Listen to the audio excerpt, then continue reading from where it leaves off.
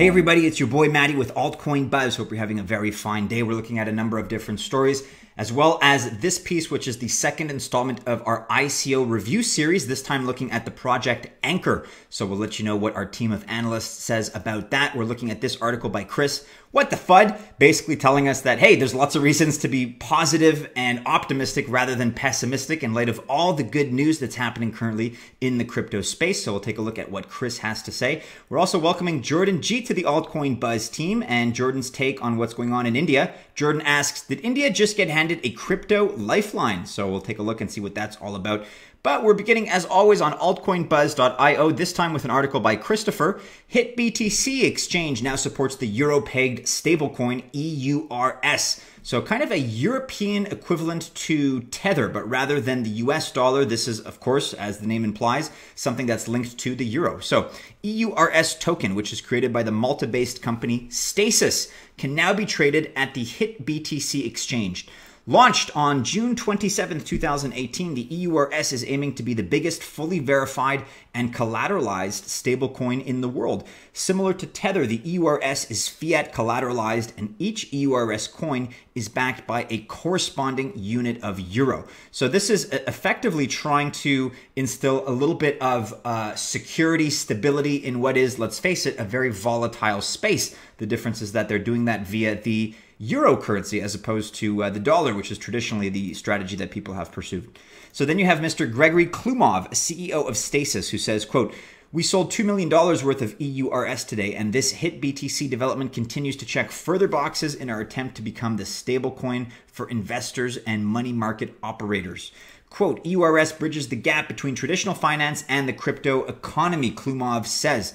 So the listing on HitBTC is a major milestone for the EURS token, as it allows for a large number of users to start trading the token. HitBTC, it's a pretty big exchange. It's ranked number 9 on CoinMarketCap with a trading volume of just under $300 million over the last 24 hours.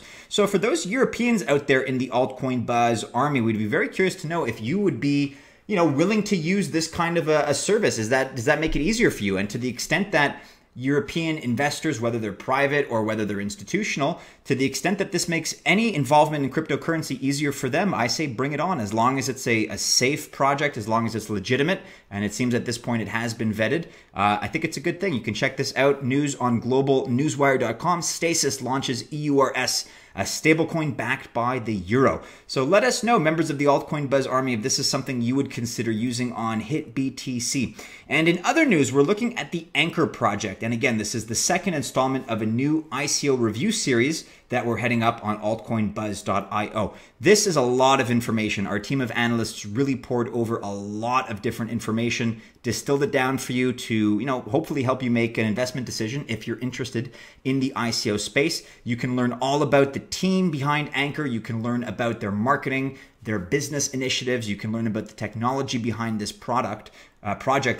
But there's more that we're able to go over at this time. So we're going to read the overview, and of course, we're going to leave the link up. The rest will be up to you. You can pursue it further if it's something that interests you. But Anchor is aiming to build a resource-efficient blockchain framework enabling distributed cloud computing and a user-friendly infrastructure. They are addressing issues in the current cloud computing platforms, such as a lack of incentivization, security, scalability, and resource inefficiency. Using a mining scheme based on POUW, scalable blockchain frameworks through Plasma sidechains plus sharding, and a native Oracle service connecting real-world data of existing enterprise solutions to on-chain entities, they are solving the barriers to mass adoption. They are the first project to leverage both blockchain and trusted hardware using Intel SGXs. So if you're interested in learning more about Anchor and you want to know what we as a team, the Altcoin Buzz analysts, think about the project, then do be sure to check out this review. We have it broken down quantitatively by different categories, and you can take a further look at this. And of course, we're going to link to not only this article, this review, but the Anchor website if you're interested in taking a further look and potentially investing. None of this is financial advice, guys. It's just where we think the project stands, what are its merits, how is it coming along in terms of its promises, its roadmap, that kind of thing. So we invite you to check it out further. And of course, the website, Anchor, Distributed Cloud Computing on Trusted Hardware, will be found in the description below. And here we have a fun article by Chris, the Eternal Optimist, who writes, "What the FUD? Here's why you should stay bullish about cryptocurrencies. So the past few months have had so much positive and bullish news, there should be little room for FUD. Below is why some people feel the recent FUD is just FUD and holds little merit. So over the past month, the market cap of all cryptocurrencies has risen about $75 billion. Bitcoin has passed $8,000 for the first time in the last month. Coinbase has secured a $20 billion investment from a hedge fund. Plus, they might be adding 5 more coins to their platform. Fidelity owns a 15% stake in Neptune Dash, which is a publicly traded company offering fractional Dash masternode ownership. And of course, BlackRock is interested in entering the crypto space. So the question is, why all the FUD? Yes, the Winklevoss ETF was denied by the SEC, and yes, the SEC pushed back their decision on the 5 Direxion ETFs into September. But the ETFs that most of us are concerned about have yet to have a decision reached. So those are the Van Eck and Solid X ETFs. And on top of that, there's all kinds of different, I don't want to say infighting, that would be exaggeration, but there's all kinds of differences of opinions even within the SEC. While most people concentrate on the denial of the ETF, there was one commissioner who voted to approve it. After learning that the ETF was denied, she expressed dissent in the denial. In a publicly released statement, Hester Peirce, SEC commissioner, goes into great detail why she believes her peers are making a mistake in denying the ETF proposal.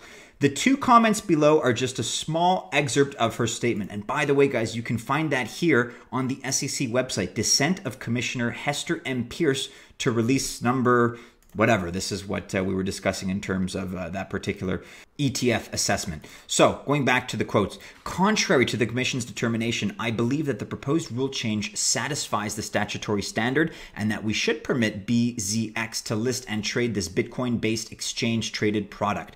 Accordingly, I would set aside the action the staff took by delegated authority in this matter and approve the proposed rule change. Hester M. Peirce, SEC Commissioner. An ETP based on Bitcoin would offer investors indirect exposure to Bitcoin through a product that trades on a regulated securities market and in a manner that eliminates some of the frictions and worries of buying and holding Bitcoin directly. If we were to approve the ETP at issue here, investors could choose whether to buy it or avoid it. The Commission's actions today deprive investors of this choice. I reject the role of gatekeeper of innovation. Wow. A role very different from and indeed inconsistent with our mission of protecting investors, fostering capital formation, and facilitating fair, orderly, and efficient markets. Accordingly, I dissent. Hester M. Peirce, SEC Commissioner. So those are strong words. I mean, not only does she disagree, but she's not really on the fence. She strongly disagrees with that. So you can read more about Chris's take here on why there's so much positive news in the space right now, why it really is a time to be optimistic about the future. And it's great to have individuals like Ms. Peirce in our corner. You can read more about her report here, her reaction to the decision that was made, and some of the additional quotes that she issued. She obviously feels very strongly about the topic, and that's a great thing to see. And just rounding out, guys, very quickly, we're taking a look at this article by Jordan. Did India just get handed a crypto lifeline? What are we talking about here? The Law Commission of India may have just brought its country's use of cryptocurrencies back to life after the Supreme Court's decision to ban its use earlier this year. In late July this year, the Law Commission of India released a report entitled Legal Framework, Gambling and Sports Betting, including a cricket in India. The 140-page report attempts to recognize cryptocurrency as a means of electronic payment. That is the first installment of positive limelight from an Indian government source, possibly ever, in relation to cryptocurrencies. The report focuses on new online gambling laws. However, the talk of allowing cryptocurrencies to be used in the payment process is exciting for all Indian crypto enthusiasts. So the result of this report, reading ahead, is beneficial to both gambling and cryptocurrency prospects in the future. However, it strongly recommends that sets of stringent laws be brought in place to attempt to keep track of these new systems. There are worries that the introduction of not only a new gambling system, but also the use of cryptocurrency in this system will lead to more regulation issues. Having taken the form of a parallel e-economy, gambling with virtual currencies pushes even the online gambling market underground and very often out of reach of the law enforcement authorities. These reasons stated above were the impetus for the Supreme Court and Reserve Bank of India's decision to outlaw the use of cryptocurrencies. Therefore, the report alludes to the future use of cryptocurrency being accompanied by extensive regulations. This, however, as Jordan writes, is not a bad thing. Regulation is far better than prohibition. If the Law Commission succeeds in its attempt to legalize gambling in India, the use of cryptocurrency could be soon to follow. The principal idea that regulation is better than prohibition may carry the gambling laws through the courts, and this would then likely set a path for cryptocurrency to follow. So you can read more about this particular take. I guess this is Jordan's interpretation of the report. You can also read about what the report has to say directly. It is 145 pages long, but we'll link to it in the description below if you're interested. So again, I mean, this is a nuanced kind of thing. As Jordan writes, it's not exactly describing cryptocurrency in the most flowery, optimistic, or enthusiastic terms, but just the fact that it's providing a contingency plan with reference to cryptocurrency at all, yes, does suggest that virtual currencies, as they're called in the report, are being treated seriously. So let us know what you think about that. It's a combination of perhaps good and bad news, but these stories still cumulatively together move the space ahead. So with that, guys, I'll be sure to remind you, as always, to follow Altcoin Buzz and Altcoin Buzz News. When there's new stuff that breaks, that's the best way to find out about it. Let us know your thoughts in the comments below. We covered quite a bit today. There's also, of course, updated news on Hashflare. There was a report that we released earlier in the day. Looks like Hashflare is back up and running. As of tomorrow, we'll have a pretty solid update. So let's see what happens there. Fingers crossed. But do be sure to leave your comments below, members of the Altcoin Buzz Army. If you choose to invest, I wish you happy investing. Make sure you're subscribed and notified. We put out new content every day, and we will see you again soon in a new video. Take care. Have a great day, everyone.